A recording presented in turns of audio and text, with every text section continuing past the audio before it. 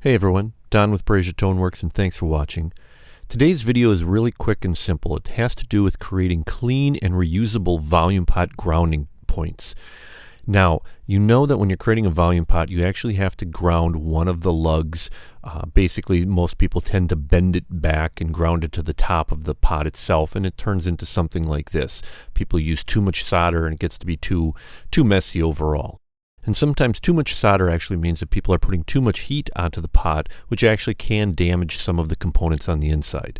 So I have a very simple and easy way to ground that lug. It's actually reusable and makes your pot able to be easily transformed from a volume pot back into a tone pot if you need to use it for that.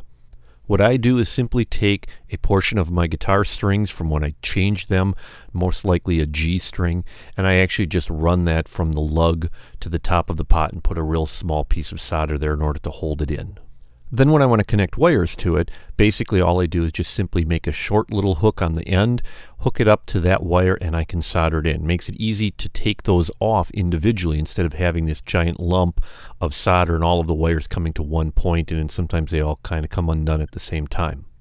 So what we have is a very clean and neat grounding point for our wires, and it's reusable. I can take that little jumper wire, if you will, off, and the pot goes immediately back to being a tone pot. So I'm not wasting pots and kind of having a ton of, again, solder on the top there that I have to strip off or scrape off or something like that. Makes, again, for a very clean looking guitar cavity. So there you go. I appreciate you guys watching. Hopefully this little trick is interesting for some of you.